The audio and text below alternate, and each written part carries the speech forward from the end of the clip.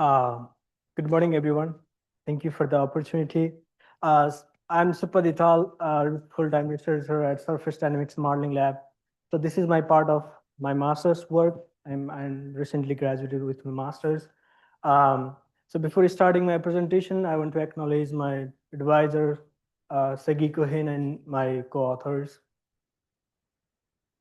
So we all know like flood is like most devastating natural disaster, right? And common, and the frequency and the severity is going to increase with the change of land use and the climate change.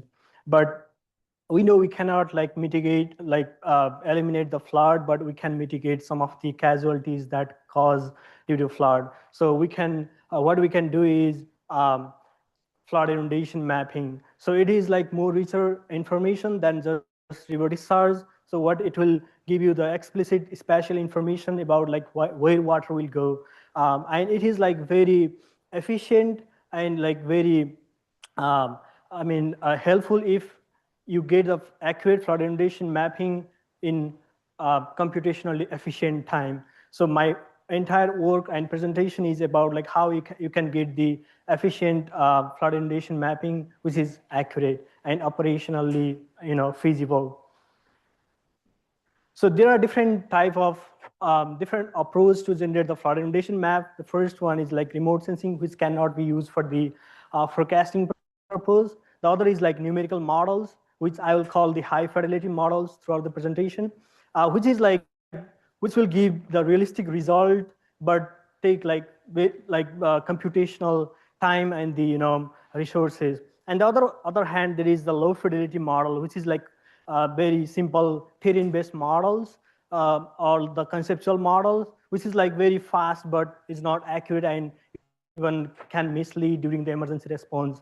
And the last one is like the data-driven models, which is kind of popular, but it's the generalization issue with the data-driven model is like very known. So you cannot transfer from one basin to another basin if you train with, in one basin. So it's a trade-off between the accuracy, computational speed, and the scalability.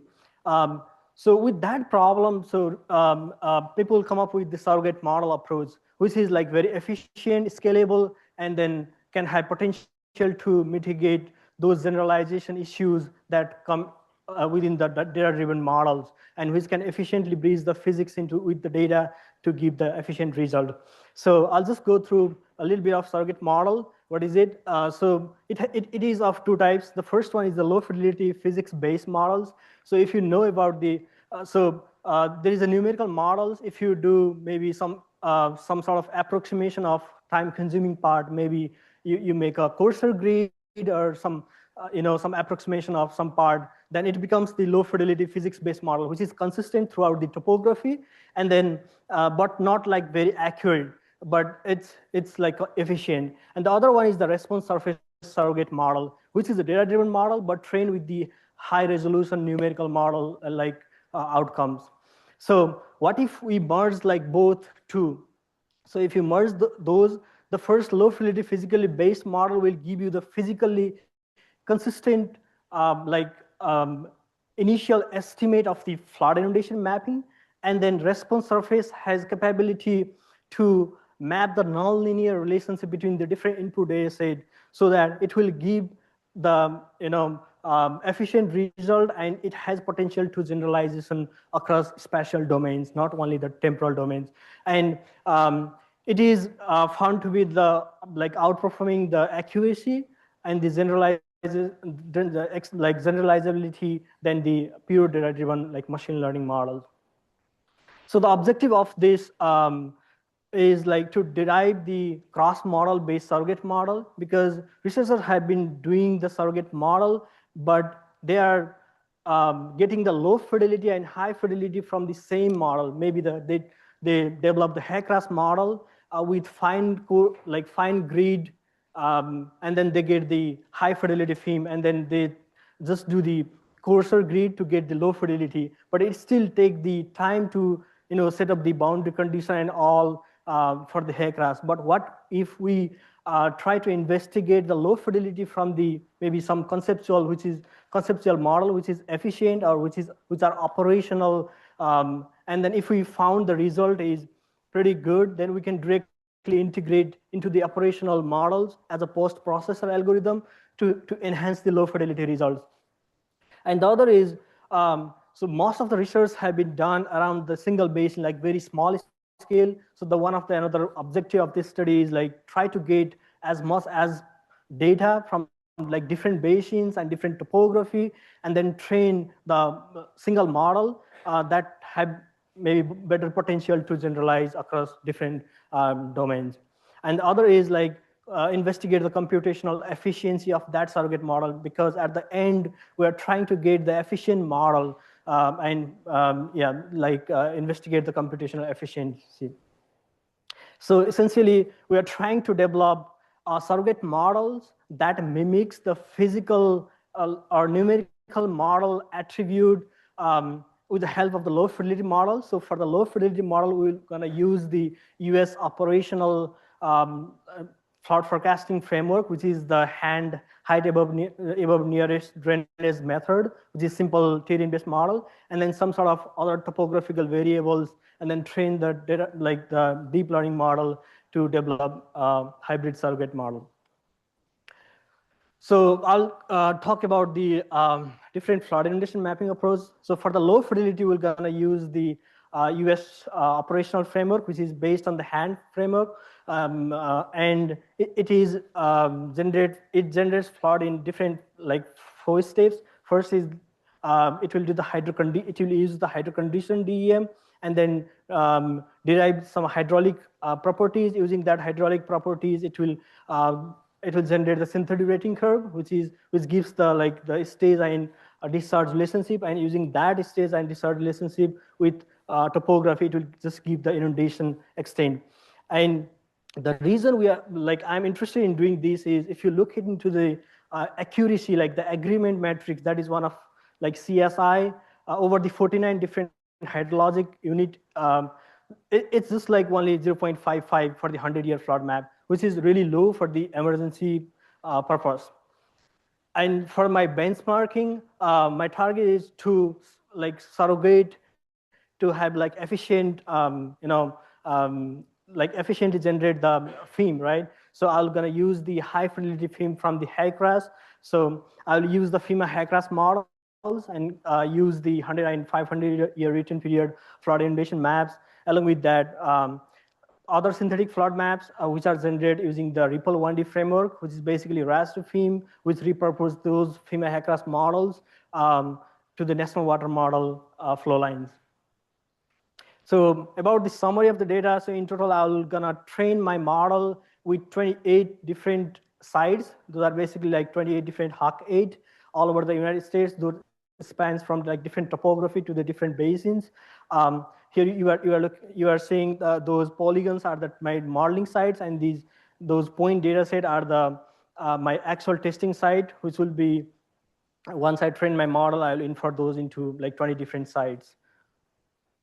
So the entire modeling will be, so I'll use the low fidelity flood inundation mapping as one of the predictor variable within my attention unit based surrogate model, along with other topographical and hydrological parameters, and use train the attention unit convolutional neural network, which is, for the spatial modeling, the CNN is the best.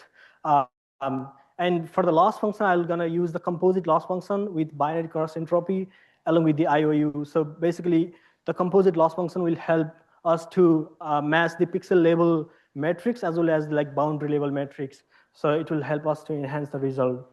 So looking into the results on the validation set of data, so after applying the surrogate model, it enhances the 18% agreement between the surrogate model FEM with the benchmark. So on the left, like in the blue, you are looking into the low fidelity versus benchmark. That is the current operational framework versus benchmark. And on the right, the orange, the surrogate model versus benchmark. So all those metrics are increased, and the false alarm rate is also decreased by 25%.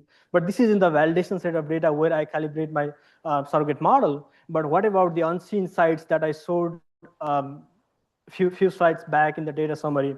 So I was interested on the on-scene sites. So I infer my surrogate, the developed surrogate model into 20 different sites across the US. Those are like on-scene. Those are the geography is on-scene, like the temporal domain is on-scene.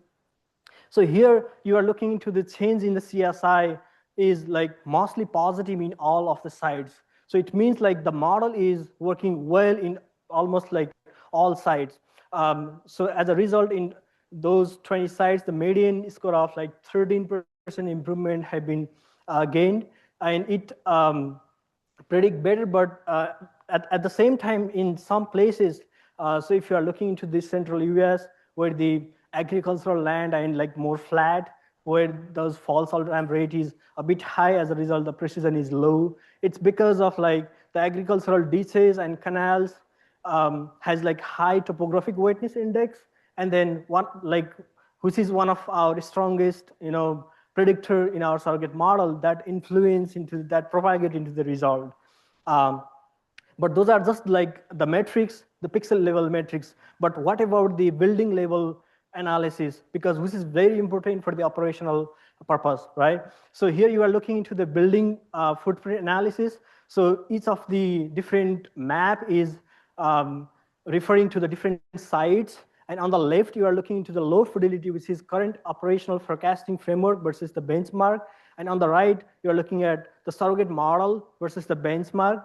And you can see that like all three cases, the under prediction by the low fidelity model, that is the NOAA's hand-based framework, is severely under predicted, and that is well captured by the surrogate model. As a result, like in first Arkansas River flood, the CSI has been increased like 27%, and in some cases, like it's been increased like by 46%. And if you look at the change in true positive building counts, that means like how many buildings that are actually is flooded is well captured by the surrogate model. So you can see that like the change in the true positive number have been increased. That means the surrogate model is not just like improving the metrics, but it is improving into the right place, right? So here you are looking into the, so those are like total flooded building counts in 3 different flood inundation map.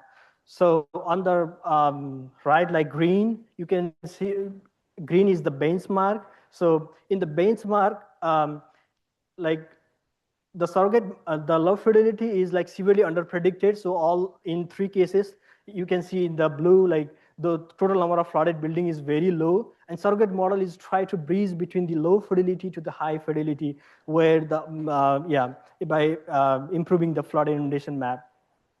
Another interesting case here in the Minnesota River flood, you can see there is like very small improvement in the CSI, but you can see the change in the building footprint count.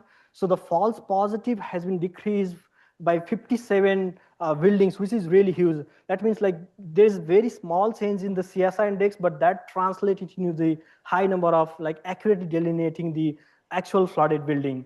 This means, so if you look into the this building footprint count, the low fidelity model is over predicting in this case, but surrogate model is breeze between to the like benchmark, and then like that over prediction is severely cut off, and you can see in the this small enlarged panels. So this suggests us like it can be generalized. So with those 20 cases, we get like pretty good like score. But what about like for the operational purpose? So let's talk about the speed.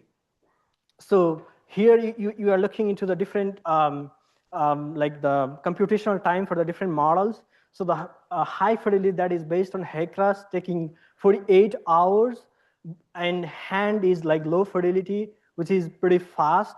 But our surrogate model on the CPU is like 757 times faster than the high fidelity model. If you set up that into the GPU, that becomes like 2200 times faster than the high fidelity model. So basically, we are getting closer to the HECRAS accuracy at like near, hand-based time speed. So that combination is what makes this operationally integrable, and that is the whole point of the surrogate model. And we actually integrate this into the operational framework. So how this operational framework works is it first generate the low fidelity flood inundation map, which is generated in the Huck8 scale, and then apply the surrogate model with a bunch of other like attribute and the trained model, and it will give the enhanced FIM. And down the line, like with that, using that enhanced FIM, it will also give the just population and the building exposure that might be helpful. Though those are not like very validated like outcomes, but it will streamline those process. And if you're interested in the FIM-serve, you can look into this code. So the key outcome is like hybrid surrogate model is developed, and which is transferable into the like different spatial scales and domains. And cross model biases like some add some complexity, but if you once you train the model, it is like very scalable. So you can just plug into the existing framework, and it will give you the maybe enhanced result everywhere. And we get like significant speed of ratio that help us to integrate into the operational framework. Yeah, thank you.